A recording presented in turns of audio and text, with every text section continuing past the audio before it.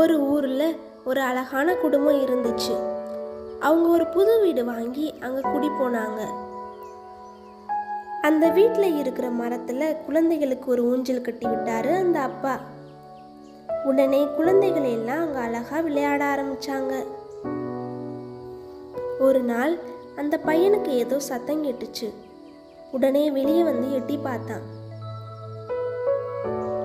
அங்க யாரோ முடிய விரிச்சு போட்டு ஊஞ்சல்ல தனியா ஆடுற மாதிரி இருந்துச்சு.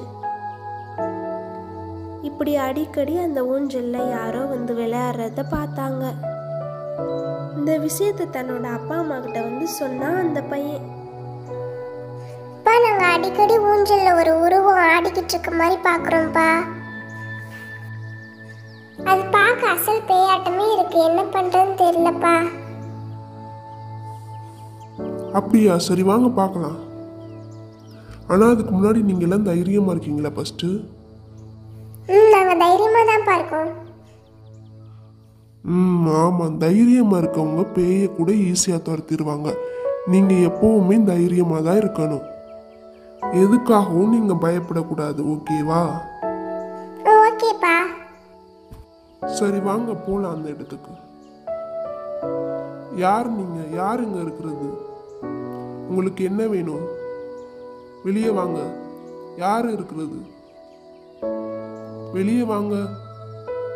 அப்போ ஒரு வெள்ளை உருவம் அவங்க கண் முன்னாடி வந்து நின்னுச்சு. யார் நீ? உன் பேர் என்ன? எங்க இருந்து வந்திருக்க? என் பேர் ஷியா.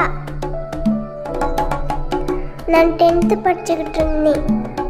ரொம்ப நல்லா படிப்பேன். எப்போவுமே கஷ்டப்பட்டு படிச்சுக்கிட்டே இருப்பேன்.